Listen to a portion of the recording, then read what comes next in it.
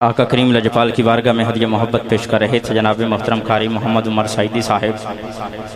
حضرات گرامی قدر، انتظار کی گھڑیاں ختم ہوئیں، جگر گوشہ حضور غزالی زمان کا دعوت خطاب دے رہا ہوں۔ جائے صبا مدینے سے جھونکے ہوا کے لا، جائے صبا مدینے سے جھونکے ہوا کے لا، ہم غمزدوں کے واسطے نسخے شفا کے لا، اور کچھ ہم بھی اپنا چہرہ باطن سوار لیں، ابو بکر سے کچھ آئینے عشق و وفا کے لا، اور دنیا بہت ہی تنگ مسلمان پہ ہو گئی، فاروق کے زمانے کے نقشے اٹھا کے لا، اور محروم کر دیا ہمیں جن سے نگاہ نے، عثمان سے وہ زاویے شرم و حیا کے لا، اور مغرب میں مارا مارا نہ پھر ایک گدائے علم، دروازہ علی سے یہ خیرات جا کے لا، دروازہ علی سے یہ خیرات جا کے لا۔ دعوت خطاب انتہائی قابل صد احترام جگر گوشہ حضور غزالی زمان، حضور قبلہ پیر طریقت رہبر شریعت حضرت علامہ پیر سید حامد سعید شاہ صاحب کاظمی شہر اولیاء ملتان سے ہمارے مہمان خطاب ذیشان سے ہمارے قلوب کو منور فرمائیں گے۔ قبلہ شاہ جی کا بھرپور استقبال کیجئے۔ نعرہ تکبیر، نعرہ رسالت، نعرہ تحقیق، نعرہ حیدری، نعرہ غوثیہ، جگر گوشہ حضور غزالی زمان۔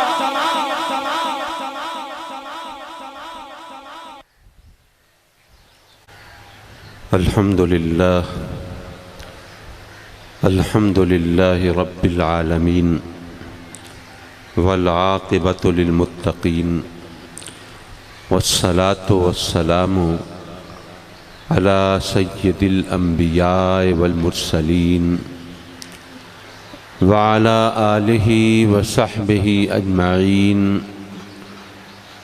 اما بعد فاعوذ باللہ من الشیطان الرجیم،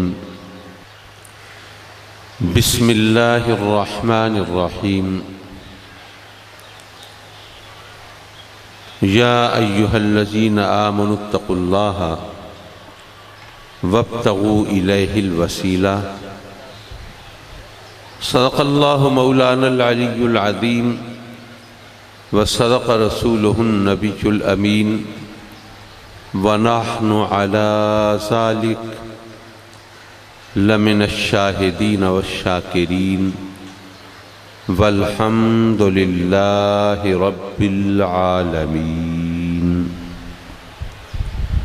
میر محفل صدر مجلس حضرت محترم علامہ خواجہ سلیمان قمر صاحب قادری دامت برکاتہ العالیہ، اور ذی وقار و ذی احتشام مشائخ اعظام، علماء کرام، عمائدین قوم، مہمانان گرامی اور حاضرین محفل، میں حضرت خواجہ صاحب کا دل کی گہرائی سے شکر گزار ہوں کہ انہوں نے محبتوں کے رشتے اسی طرح نبھائے ہیں اور اس تعلق و خاطر کو جوڑے رکھا ہے، اور ہمیشہ کی طرح اس بار بھی عرس مبارک کی محفل میں مجھے حاضری کی سعادت میسر آ رہی ہے۔ اللہ تبارک و تعالیٰ اس آستانے کو آباد رکھے، اور حضرت خواجہ سلیمان قمر صاحب قادری دامت برکاتہ العالیہ کے ذریعے اس خاندان کی عزت و وقار میں اور اضافہ فرمائے۔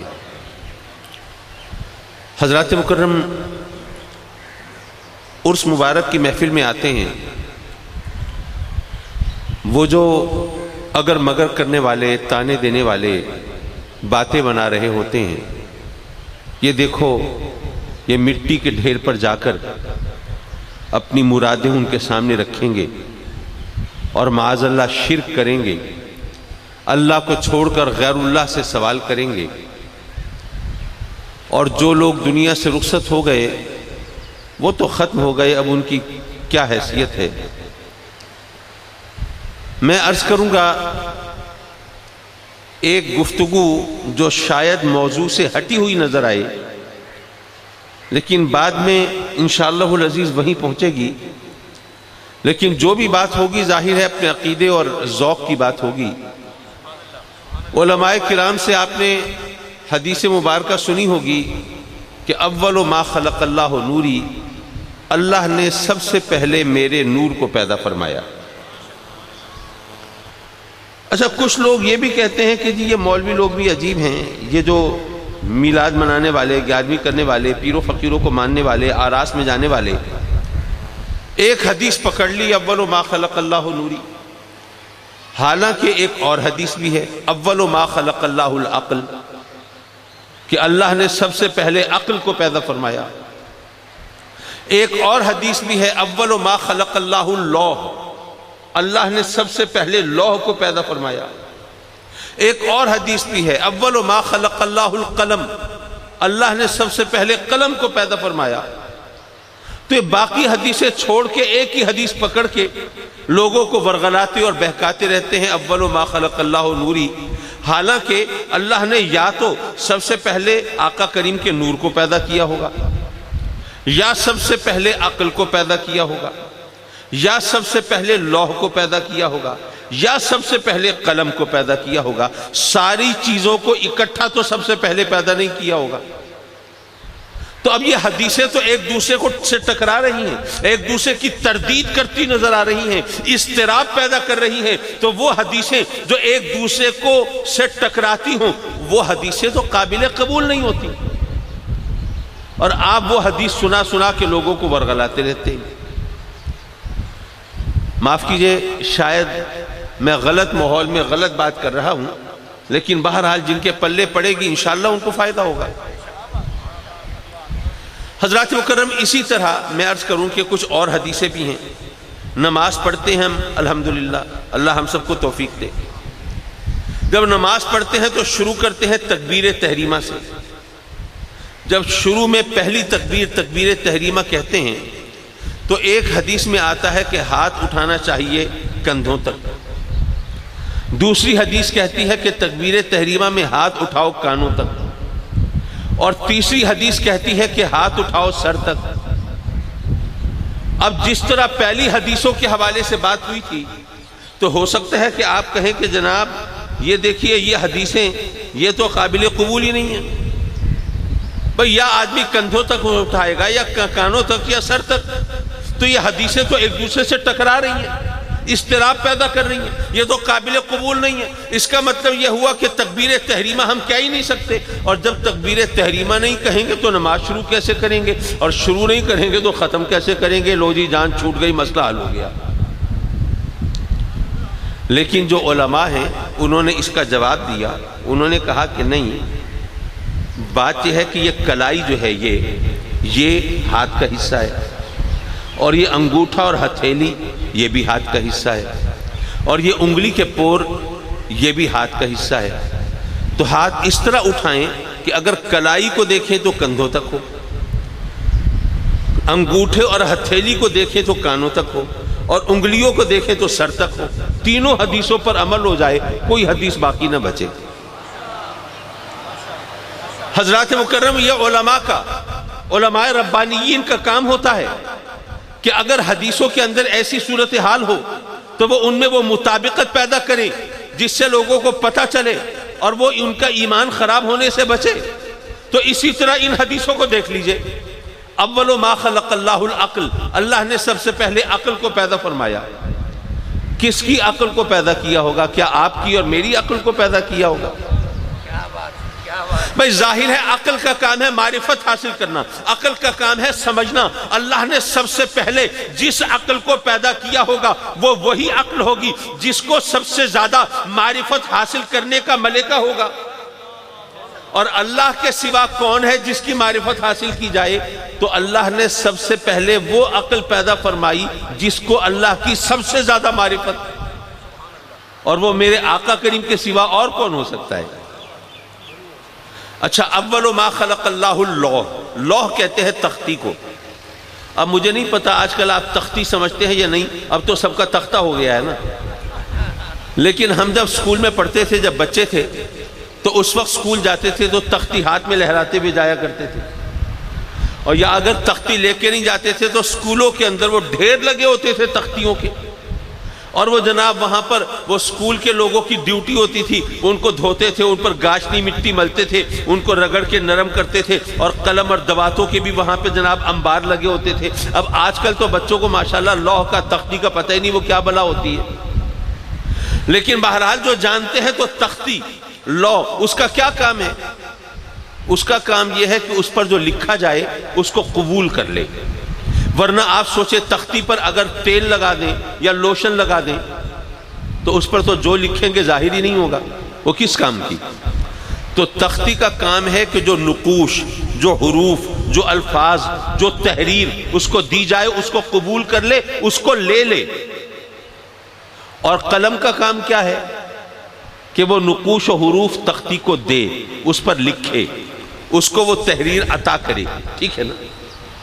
یعنی لوح کا کام ہے لینا اور قلم کا کام ہے دینا۔ میرے آقا کریم اگر رب کی بارگاہ میں ہیں تو لوح کی طرح ہے، رب کائنات عطا فرما رہا ہے، اِنَّا أَعْطَيْنَاكَ الْكَوْثَرَ وَأَتْمَمْتُ عَلَيْكُمْ نِعْمَتِي، اے محبوب میں نے اپنی نعمتیں تجھ پر تمام کر دی ہیں اور تجھے خیر کثیر عطا فرما دی ہے، دونوں جہانوں کی بھلائی تیرے دامن میں رکھ دی ہے۔ تو میرے آقا کریم اگر رب کی بارگاہ میں ہے تو لوح کی طرح ہے، اور اگر آپ کا رخ ہوتا ہے مخلوق کی طرف، اپنے غلاموں کی طرف، تو پھر آپ قلم کی طرح ہیں، آپ عطا فرما رہے ہیں۔ انما انا قاسم واللہ یوتی، ارے بے شک دیتا وہ ہے لیکن دلاتا میرے ہاتھوں سے ہے۔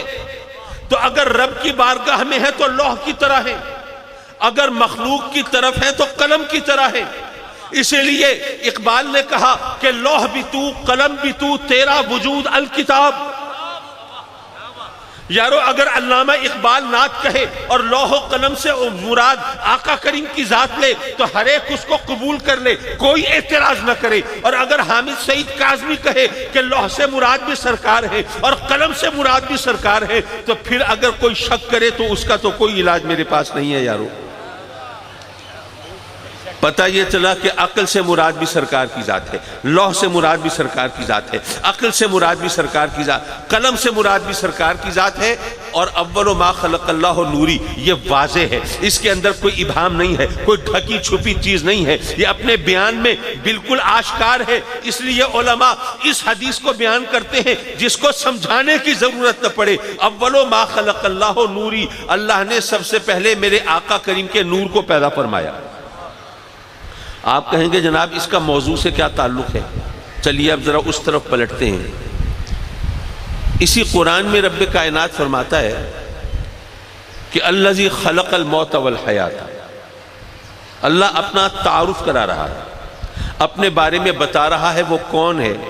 اللہ فرماتا ہے وہ ہے جس نے موت اور زندگی کو پیدا فرمایا، موت کو پیدا فرمایا اور حیات کو پیدا فرمایا۔ یہ قرآن ہے، ذرا توجہ میری طرف ہوگی تو بات سمجھ میں آئے گی، ورنہ اوپر سے گزر جائے گی۔ یارو اللہ نے زندگی کو پیدا کیا اور موت کو پیدا کیا، پتہ چلا زندگی بھی مخلوق ہے اور موت بھی مخلوق ہے۔ جب یہ دونوں مخلوق ہیں تو پتہ یہ چلا کہ موت اور زندگی بعد میں پیدا ہوئی، میرے آقا کریم پہلے ہیں، کیونکہ سرکار تو اللہ کی سب سے پہلی مخلوق ہیں۔ جب وہ سب سے پہلی مخلوق ہیں تو قرآن کہہ رہا ہے الذی خلق الموت والحیات، یعنی زندگی اور موت اس کی مخلوق ہے۔ تو آقا کریم پہلے ہیں، موت بعد میں ہے، آقا کریم پہلے ہیں، زندگی بعد میں ہے۔ تو یارو زندگی تو پیدا اللہ نے بعد میں کی، اور لوگ آقا کریم کے بارے میں سوال کرتے ہیں وہ زندہ ہیں یا نہیں ہیں۔ ظاہر ہے ان کے لیے زندگی کا کیا مفہوم ہوگا وہ آپ اور میں کیسے سمجھ سکتے ہیں۔ اور یہاں پر مسلم شریف کی ایک اور حدیث ملا دوں تو ذرا اور لطف آئے۔ مسلم شریف کی حدیث ہے حجابہ النور، اللہ کا جو حجاب ہے، جو پردہ ہے، جو نقاب ہے، وہ نور ہے۔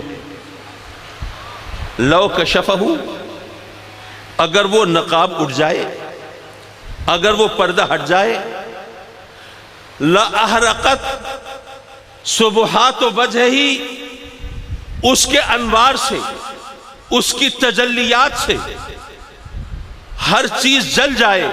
من تہا الیہ بصرہ من خلقہ، جہاں تک اس کی نگاہ جائے ساری مخلوق جل جائے، ختم ہو جائے، خاک ہو جائے. اس کا ہی پردہ، اس کا نقاب نور ہے. اگر وہ نقاب ہٹ جائے، اگر وہ پردہ اٹھ جائے تو اس کے انوار کی وہ بارش ہو، تجلیات کا وہ انداز ہو کہ اس کے انوار و تجلیات کی کوئی مخلوق تاب نہ لا سکے، اور جہاں تک اس کی نگاہ جائے ساری مخلوق جل جائے، ختم ہو جائے، ناپید ہو جائے. یہ مسلم شریف کی حدیث ہے. اس حدیث سے پہلی بات یہ پتہ چلی کہ حجابہ النور، اس کا حجاب نور ہے. دوسری بات یہ پتہ چلی کہ اللہ نے ساری مخلوق، باقی مخلوق پیدا کرنے سے پہلے اس حجاب کو پیدا فرمایا ہوگا. وہ اس لیے کہ اگر وہ حجاب نہ ہو تو اس کے انوار کی کوئی تاب ہی نہیں لا سکتا، ہر چیز جل کے خاک ہو جائے.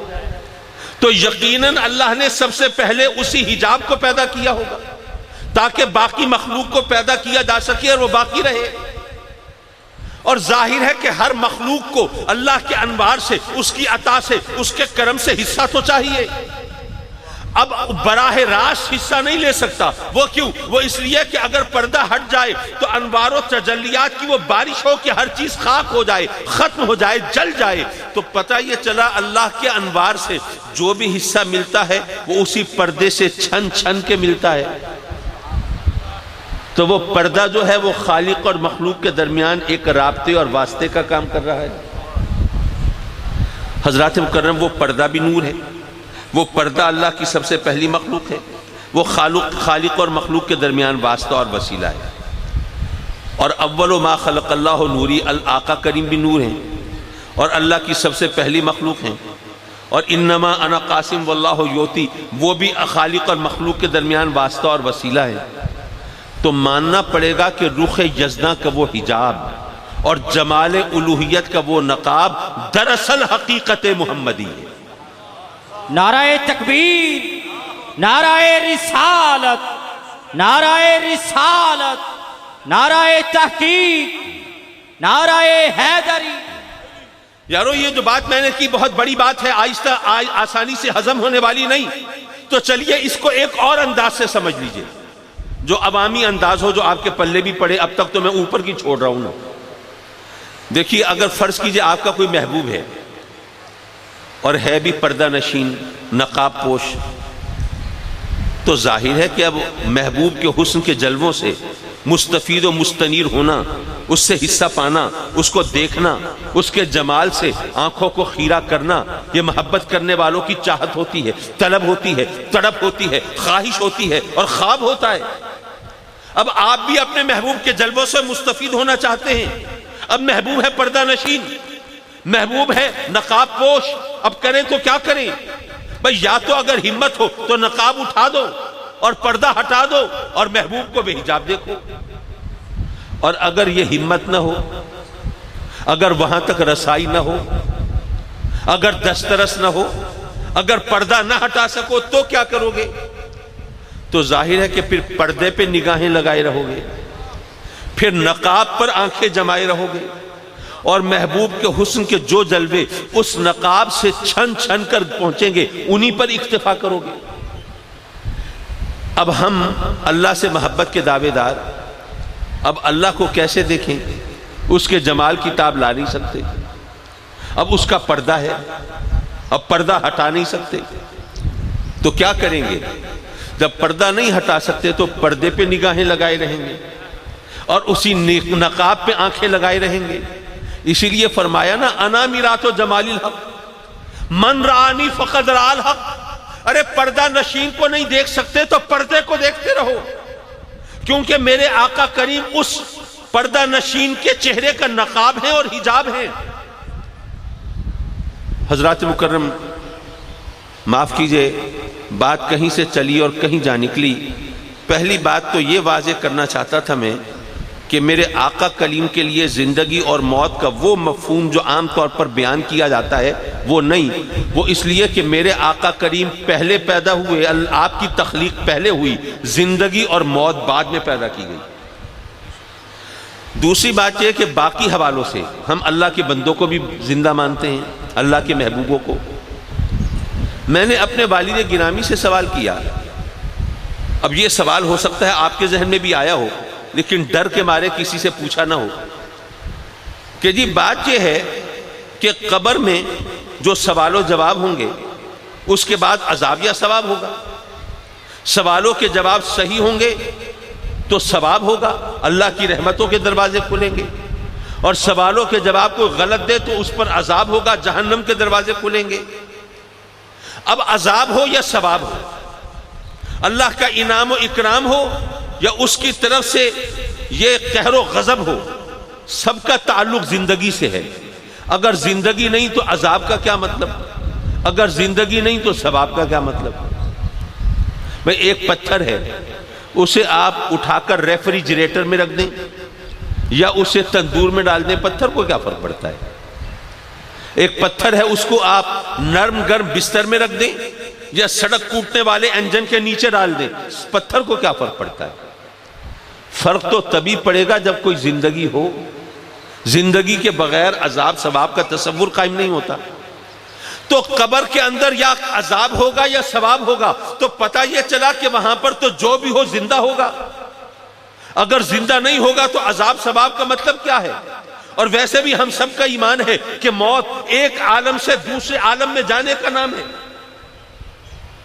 تو جب موت ختم ہو جانے کا نام نہیں، فنا ہو جانے کا نام نہیں، معدوم ہو جانے کا نام نہیں، ناپید ہو جانے کا نام نہیں، بلکہ ایک عالم سے دوسرے عالم میں جانے کا نام ہے، تو قبر کے اندر چاہے کوئی کافر ہے، چاہے مومن ہے، چاہے گناہگار ہے، چاہے پرہیزگار ہے، سب زندہ ہیں۔ جب سب زندہ ہیں تو آپ خاص طور پر کیوں کہتے ہیں کہ اللہ والے زندہ ہیں؟ پھر خاص طور پر کیوں کہتے ہیں شہید زندہ ہیں، اللہ کے ولی زندہ ہیں؟ پھر تو سب زندہ ہیں۔ اب یہ سوال میں نے اپنے والد گرامی رحمت اللہ علیہ کی بارگاہ میں کیا، اور ویسے تو ماشاءاللہ آج کل بھی لوگ سوال کرتے ہیں، لیکن عام طور پر دیکھا گیا ہے کہ آج کل لوگ جواب لینے کے لیے سوال نہیں کرتے، دوسرے کو لاجواب کرنے کے لیے سوال کر رہے ہوتے۔ لیکن ہم ظاہر ہے اپنے والد اور اپنے مرشد کی بارگاہ میں حاضر تھے اس یقین کے ساتھ کہ کسی سوال کا جواب کہیں ملے نہ ملے، یہاں سے ضرور مل جائے گا۔ ابا جی قبلہ نے جو جواب عطا فرمایا وہ بھی بڑا دلچسپ۔ فرمایا کہ بیٹے بات یہ ہے کہ زندگی کیا ہے؟ زندگی اصل میں زندگی کے نفع اور فائدے کا نام ہے، زندگی کے لطف اور لذت کا نام ہے، زندگی کے انعام و اکرام کا نام ہے۔ ورنہ اگر کوئی شخص زندہ تو ہے لیکن مصیبت میں ہے، پریشانیوں میں ہے، دکھوں میں ہے، بیماریوں میں ہے، ایک عذاب میں ہے، تو کہتے ہیں یار یہ تو جیتے جی مر گیا ہے، کہتے ہیں نا، یہ تو زندہ درگور ہو گیا ہے۔ اب جو زندہ کھڑا ہے اس کو کہتے ہیں زندہ درگور ہو گیا، کیا مطلب بھائی؟ زندہ تو کھڑا ہے، جیتے جی مر گیا ہے، کیا مطلب جیتے جی مر گیا ہے؟ بھائی جیتا جاگتا ہے، سانس لے رہا ہے، دل دھڑک رہا ہے، پھر بھی کہتے ہو جیتے جی مر گیا ہے۔ بھائی مطلب یہ کہ اصل میں زندگی کے لذت کا نام، نفع کا نام، فائدے کا نام، راحت کا نام، آرام کا نام، سکون کا نام، زندگی کے مزے کا نام ہے زندگی۔ تو اب جو شخص زندہ تو ہے، سانس تو لے رہا ہے، لیکن اس کو زندگی کا کوئی فائدہ نہیں ہے، کوئی نفع نہیں ہے، تو کہتے ہیں جیتے جی مر گیا ہے، یہ زندہ درگور ہو گیا ہے۔ تو پتہ چلا کہ اصل میں زندگی لطف و لذت کا نام ہے، راحت و آرام کا نام ہے۔ تو اب جو کافر ہیں ان کو قبر میں یا جہنم میں کون سا آرام مل رہا ہوگا، کون سا فائدہ حاصل ہوگا کہ ان کو زندہ کہا جائے؟ بس زندہ انہی کو کہا جائے گا جنہیں اس زندگی کا فائدہ ہوگا۔ فرمایا کہ دیکھو اب کوئی یہ اعتراض کر سکتا ہے کہ آپ اپنا عقیدہ اور مسلک محاوروں سے ثابت کر رہے ہیں، زندہ درگور ہو جانا، جیتے جی مر جانا، یہ بھی کوئی بات ہے؟ بھئی آپ عقیدہ ثابت کریں تو قرآن اور حدیث سے کریں۔ فرمایا کہ اچھا آپ قرآن سنو۔ قرآن کافروں کے بارے میں بتاتا ہے کہ کافر جہنم میں ثم لا یموت فیہا ولا یحیا، کافر جہنم میں نہ جیئیں گے نہ مریں گے۔ اب یہ قرآن ہے، یہ محاورہ نہیں ہے، یہ لغت نہیں ہے، یہ کہنے کی بات نہیں ہے، یہ اللہ کا کلام ہے، یہ وحی الہی ہے کہ ایک قرآن مجید ہے کہ کافر جہنم میں نہ جئیں گے نہ مریں گے۔ تو مولا کیا جہنم میں بھی کوئی برزخ کی کیفیت ہوگی، زندگی اور موت کے درمیان معلق ہوں گے؟ یہ کیا بات بنی؟ بات بڑی سیدھی سی ہے کہ کافر جہنم میں ہوں گے، وہاں پر جہنم میں اس زندگی کا ان کو کوئی فائدہ نہیں ہوگا، آرام نہیں ہوگا، سکون نہیں ہوگا، لذت نہیں ہوگی، تو اس لیے وہ جئیں گے نہیں، اور مریں گے اس لیے نہیں کہ اگر مر جاتے تو جہنم کے عذاب سے جان چھوٹ جاتی۔ تو کافر جہنم میں نہ جئیں گے نہ مریں گے، یہ قرآن کہہ رہا ہے، یعنی قرآن نے بتا دیا کہ زندگی اصل میں زندگی کی راحت و آرام کا، نفع اور فائدے کا نام ہے۔ تو کافروں کو، گناہگاروں کو، فاسقوں اور فاجروں کو چونکہ قبر میں اس زندگی کا کوئی نفع نہیں ہوگا، اس لیے ان کو زندہ نہیں کہتے، ارے زندہ ان کو کہتے ہیں جو وہاں پر بھی اللہ کی رحمتوں کی چھاؤں میں ہوتے ہیں اور جنت کا باغ ان کی قبر ہوتی ہے۔ حضرات مکرم، میں اپنے موضوع کی طرف آیا تھا اور پھر پلٹ گیا، میں دوبارہ ملانے کی کوشش کرتا ہوں۔ میرے آقا کریم مخلوق اور خالق کے درمیان واسطہ ہیں اور وسیلہ ہیں، اور ہمیں لوگ کہتے ہیں کہ یہ وسیلے کا قائل ہونا یہ شرک ہے۔ بھئی وہ تو شہرک سے زیادہ قریب ہے، جو شہرک سے زیادہ قریب ہو اس تک جانے کے لیے وسیلے کی کیا ضرورت ہے؟ بھئی وسیلہ تو وہاں چاہیے جہاں کوئی فاصلہ ہو، جہاں دوری ہو، اور جو شہرک سے زیادہ قریب ہو اس تک پہنچنے کے لیے وسیلے کی کیا ضرورت؟ حضرات مکرم، ایک جواب تو ہر شخص دے سکتا ہے کہ بے شک اللہ ہر ایک سے قریب ہے، مانا آمنا و صدقنا، لیکن یہ بتائیے کیا آپ ہر ایک کو اللہ کا مقرب مانتے ہیں؟ کوئی گناہگار ہو، فاسق ہو، فاجر ہو، کوئی کافر ہو، منافق ہو، کوئی مشرک ہو، کیا آپ کہیں گے کہ یہ اللہ کا مقرب بندہ ہے؟ نہیں۔ جب ہر ایک اللہ کا مقرب نہیں ہے لیکن اللہ تو ہر ایک سے قریب ہے، پتہ یہ چلا کہ آپ قرب کا فلسفہ نہیں سمجھے۔ میں اس کو ایک مثال کے ذریعے سمجھا دوں۔ دیکھیے، فرض کریں کوئی شخص مجھ سے واقف نہیں، آپ میں بہت سے لوگ ایسے ہوں گے جنہوں نے پہلے نہیں دیکھا ہوگا، ویسے تو حضرت خواجہ صاحب کی برکتوں سے، اللہ کے فضل سے میں اب آپ کے لیے اتنا اجنبی بھی نہیں ہوں، سال میں ایک بار ملاقات ہو ہی جاتی ہے، لیکن ہو سکتا ہے کچھ ساتھی ایسے ہوں جو آج زندگی میں پہلی بار دیکھ رہے ہوں۔ اب وہ صاحب جنہوں نے مجھے پہلے نہیں دیکھا ہوا، میری شکل سے واقف نہیں، صورت سے آشنا نہیں، مجھے چہرے سے پہچانتے نہیں، لیکن سنا ہے کہ حامد سعید کاظمی ایک شخص ہے، غزالی زماں کا بیٹا ہے، ملتان میں رہتا ہے، اگر میں اس کے پاس جاؤں اور ان سے ایک خواجہ صاحب کے نام رقہ لے آؤں تو میرا مسئلہ حل ہو سکتا ہے۔ اب وہ مجھ سے ملنے کے لیے ملتان جانا چاہتا ہے۔ ملتان جانے کے لیے یہ آپ جھنگ میں ڈائیو کے اڈے پہ پہنچے اور کوچ میں بیٹھے ملتان جانے کے لیے۔ اب اتفاق سے اسی کوچ سے میں بھی ملتان جا رہا تھا، اور مزید اتفاق یہ ہوا کہ آپ کو سیٹ ملی میرے ساتھ۔ اب مجھے شکل سے جانتے نہیں، صورت سے پہچانتے نہیں، اس لیے اب آپ میرے ساتھ بیٹھ کر مجھ سے ملنے ملتان جا رہے ہیں۔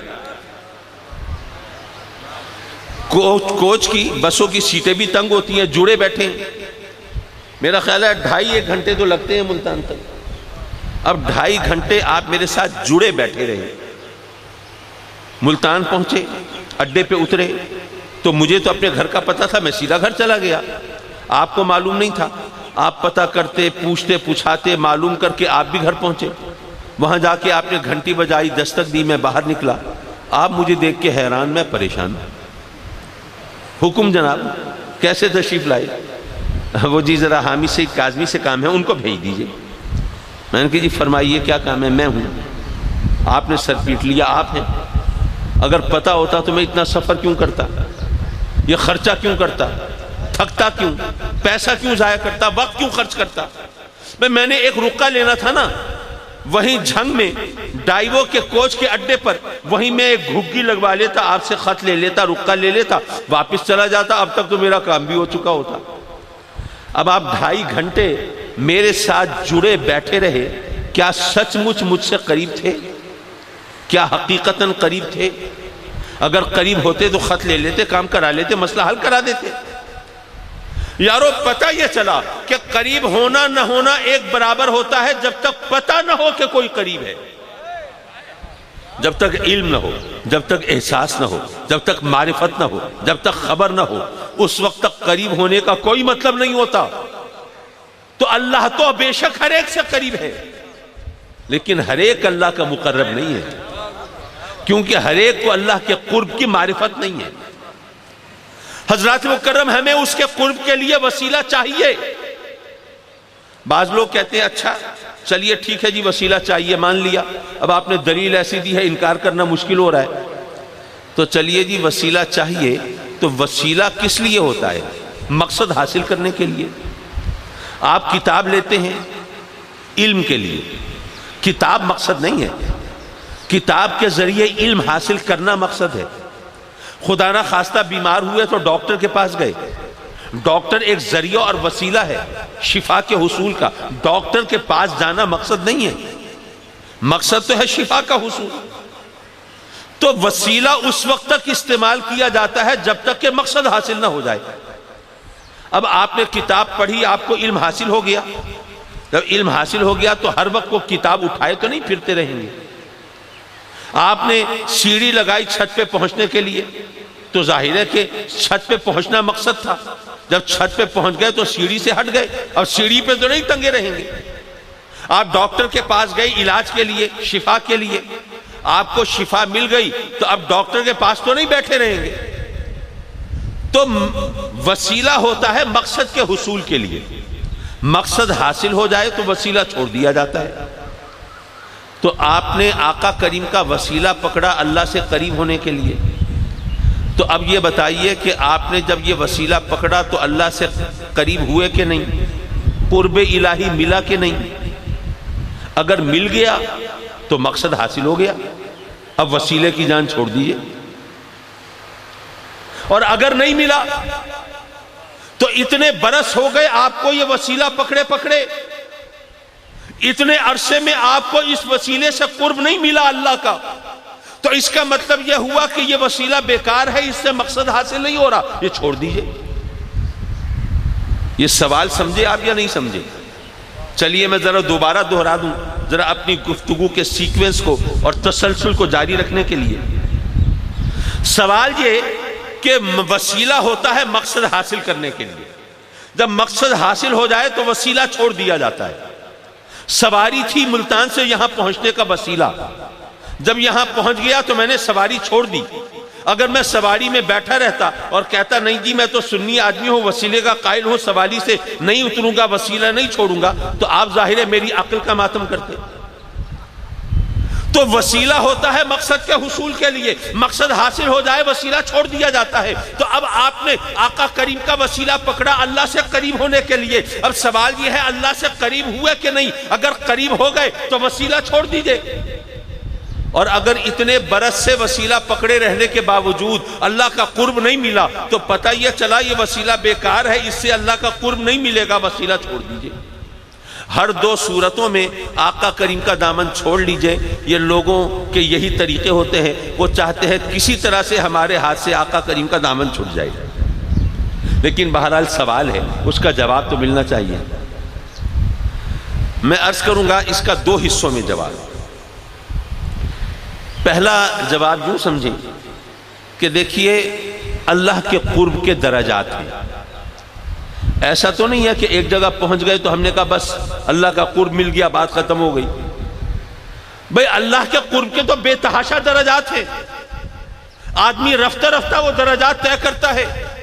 کوئی نیک آدمی ہو وہ ایک درجے پہ پہنچا، جو ولی بنا وہ اور درجے پہ پہنچا، پھر اولیاء کے اندر جو اغواس، اقطاب، ابدال، نجبہ، نقبہ، اولیاء، وہ تمام مدارج ہیں، میں ان تمام سے گزر کر اور مجذوبوں اور قلندروں سے گزر کر میں آگے گزرتا ہوں۔ پھر صحابیت کا درجہ ہے، پھر صحابیت کے اندر وہ وہاں پہ بھی درجات ہیں، وہ جو فتح مکہ سے پہلے مسلمان ہوئے، جو بعد میں ہوئے، اور پھر وہ جو بدری ہیں، پھر جو عشرہ مبشرہ ہیں، پھر جو خلفائے راشدین ہیں، وہاں بھی درجات ہیں۔ چلیے صحابیت کے درجے سے گزر کر مقام نبوت پر پہنچے، وہاں نبیوں کے اندر بھی درجات ہیں، پھر نبیوں سے گزر کر مقام رسالت پر پہنچے، رسولوں میں بھی درجات ہیں، اور پھر امام الانبیاء ہیں، وہ ختم الرسول ہیں۔ تو یارو یہ قرب کے درجات ہوتے ہیں، تو آپ اللہ سے جتنے قریبی ہو جائیں اس کے قرب کے درجات تو باقی ہوں گے. تو آپ کو وسیلہ پکڑے رہنا چاہیے. یہ پہلا جواب ہے. لیکن یہ چلیے علماء سمجھے ہوں گے, عوام کے لیے دوسرا جواب دیتا چلوں. یارو یاد رکھو وسیلے کی دو قسمیں ہیں. یہ چونکہ خطاب عوام سے ہے اس لیے عوام کی توجہ خاص طور پر درکار ہے. یاد رکھو وسیلے کی دو قسمیں ہیں.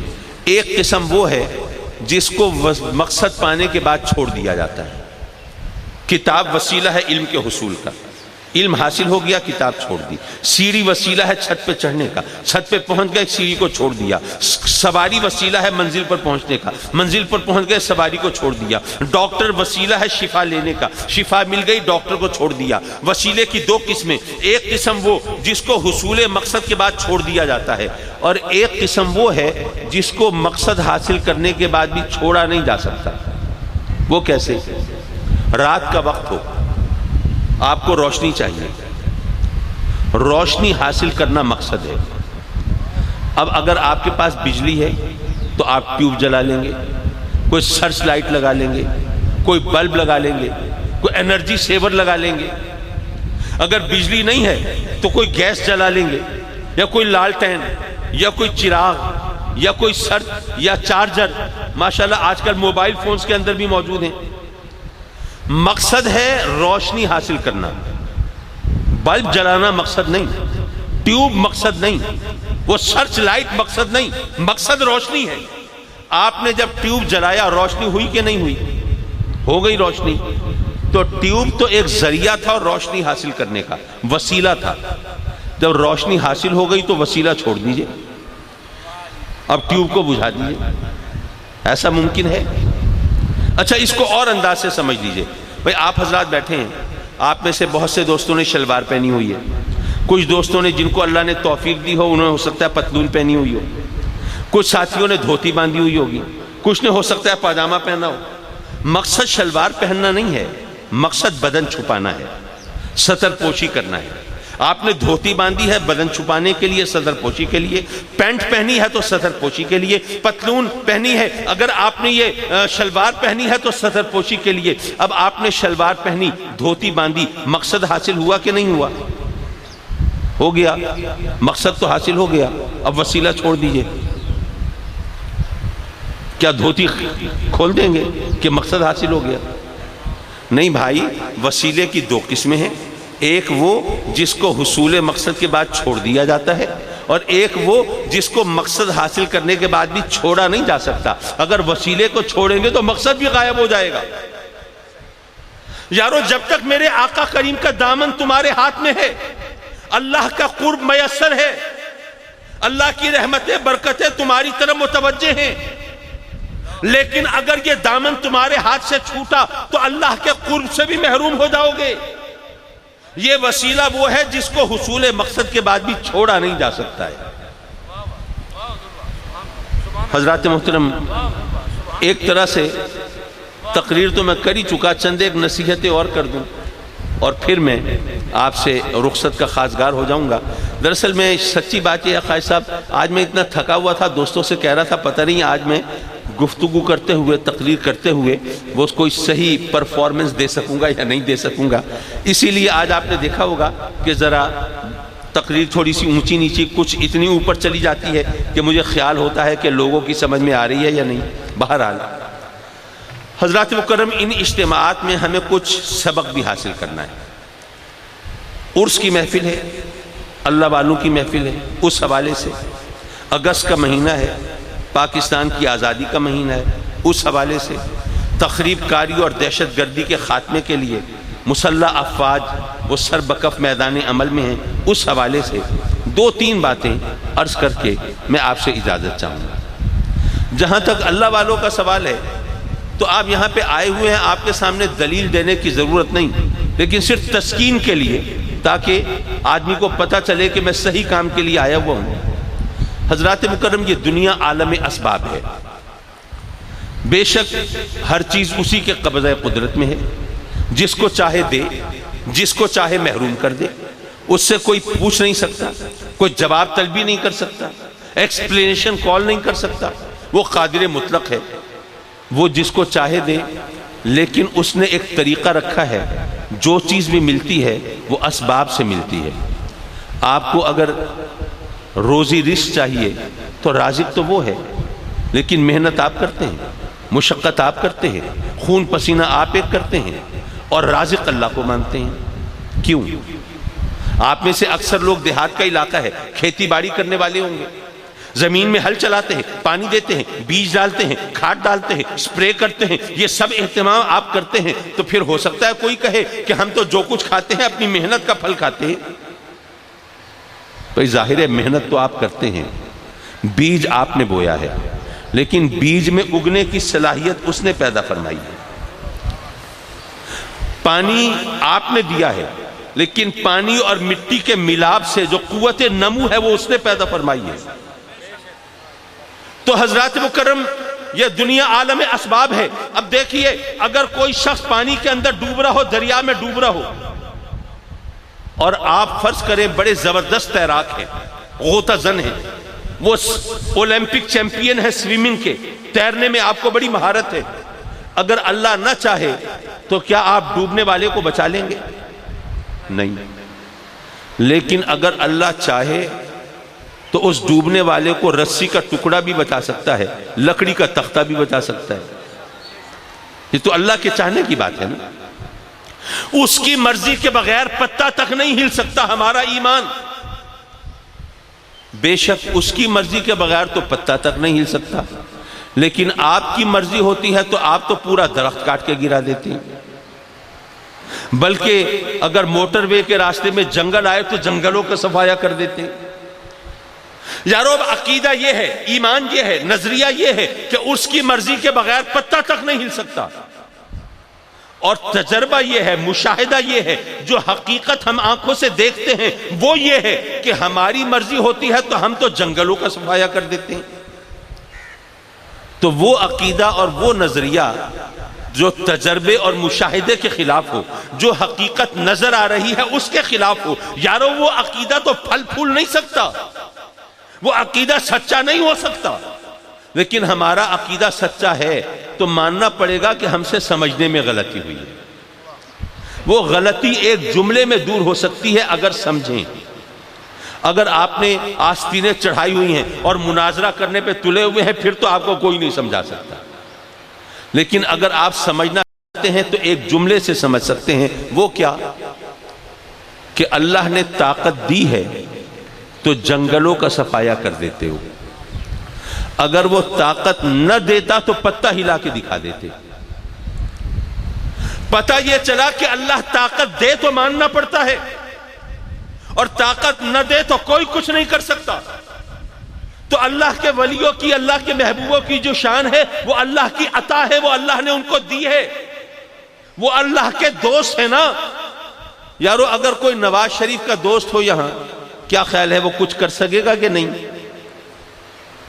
اگر کسی کو کوئی شک شبہ ہو تو اس سے پنگھا لے کے دیکھ لے، پتہ چل جائے گا۔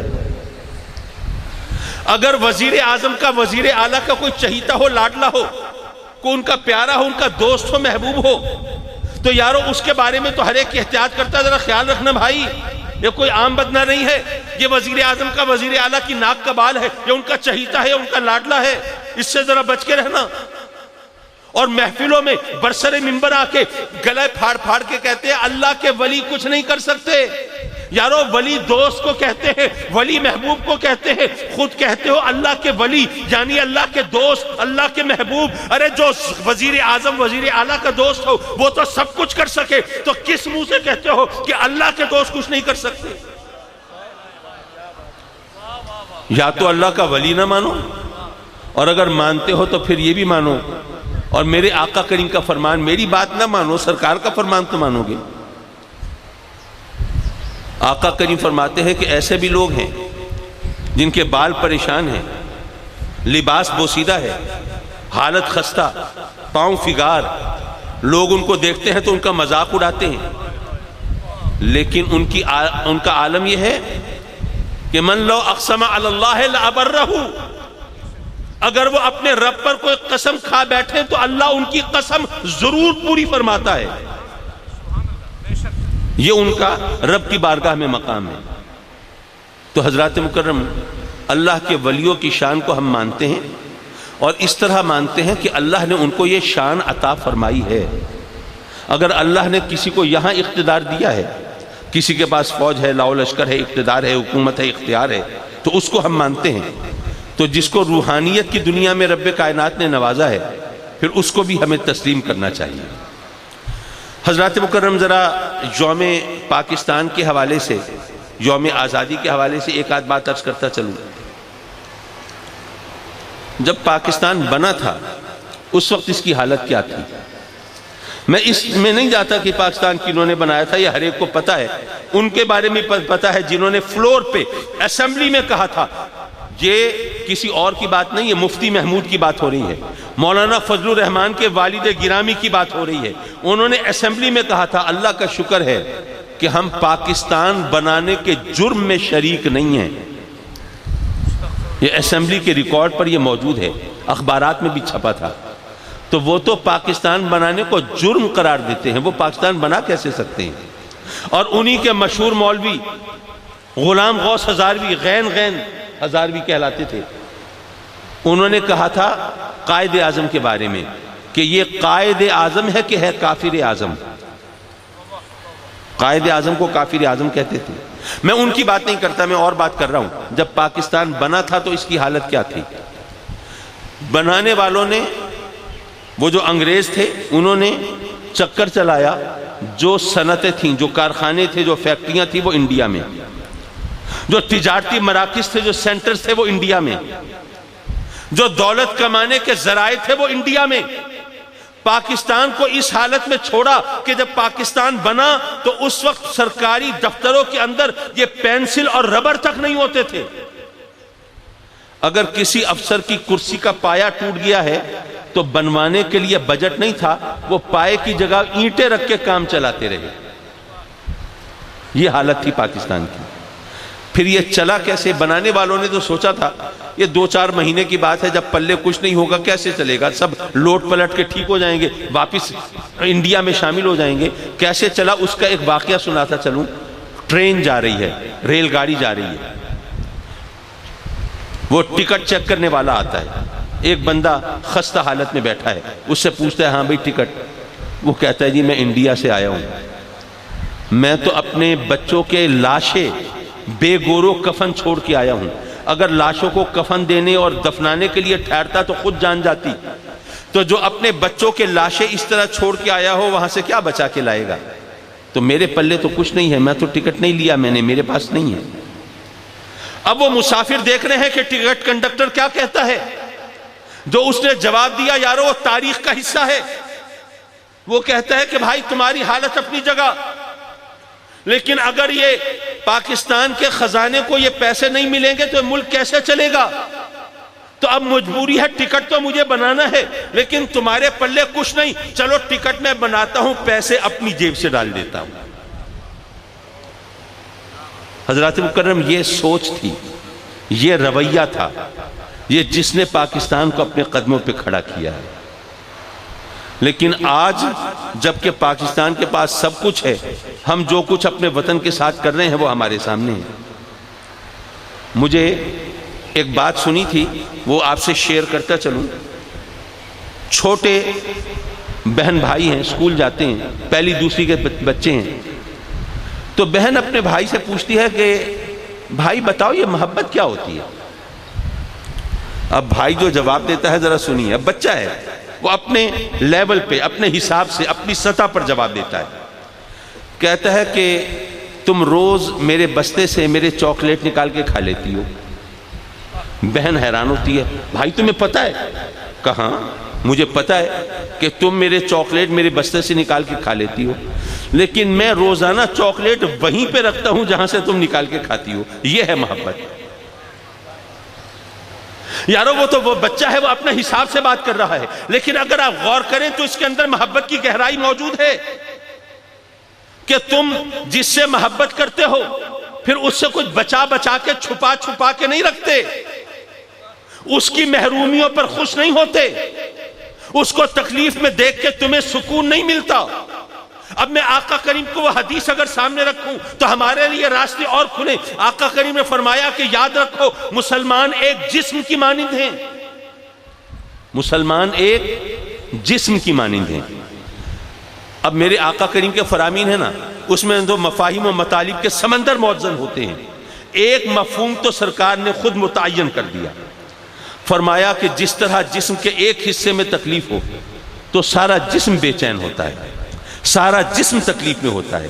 تکلیف انگلی میں ہو، آنسو آنکھ سے ٹپکتے ہیں، ہاتھ میں تکلیف ہو، آدمی پاؤں رگڑ رہا ہوتا ہے، ایڑیاں رگڑ رہا ہوتا ہے۔ تو جسم کے ایک حصے کو تکلیف ہو تو سارا جسم تکلیف اور بے چینی میں اس کا شریک ہوتا ہے۔ تو مسلمان بھی ایک جسم کی مانند ہے، ایک مسلمان کو تکلیف ہو تو دوسرا راحت و سکون میں نہیں ہو سکتا۔ ایک مفہوم تو یہ، ایک اور مفہوم بھی آقا کریم کے فرمان کا بنتا ہے۔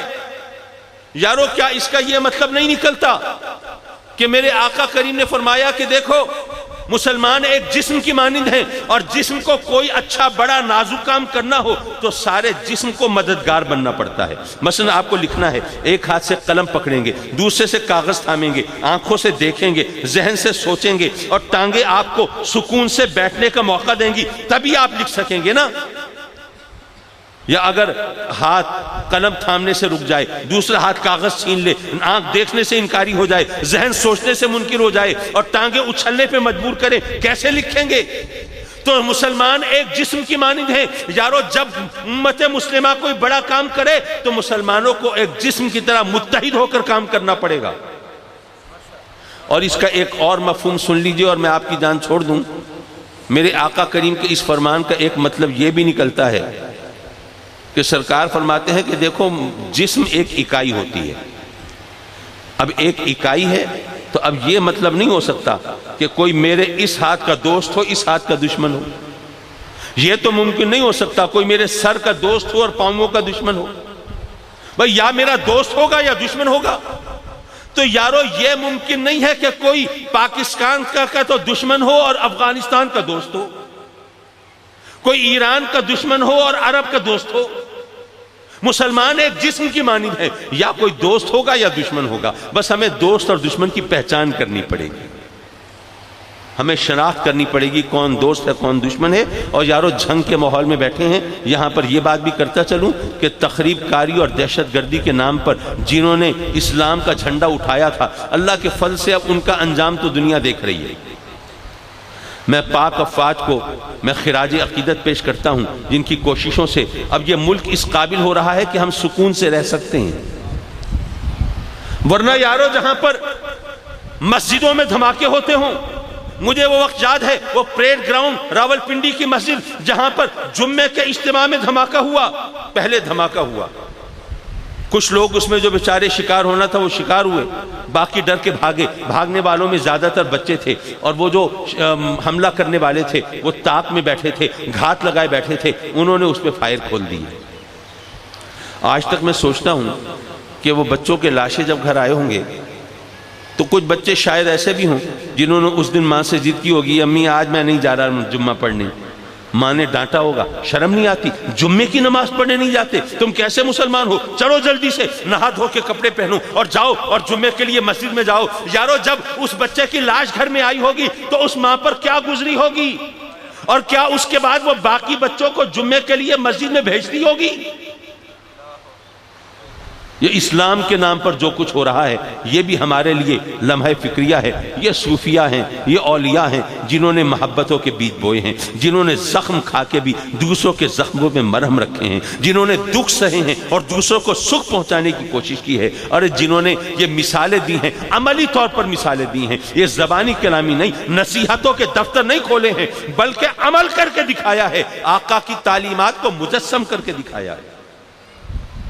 ہم ان اولیاء کے آستانوں پر حاضر ہیں، اگر ان کی تعلیمات کو اپنائیں تو یارو یہ دنیا بھی ہماری ہے اور آخرت بھی ہماری ہے۔ وآخر دعوانا ان الحمدللہ رب العالمین۔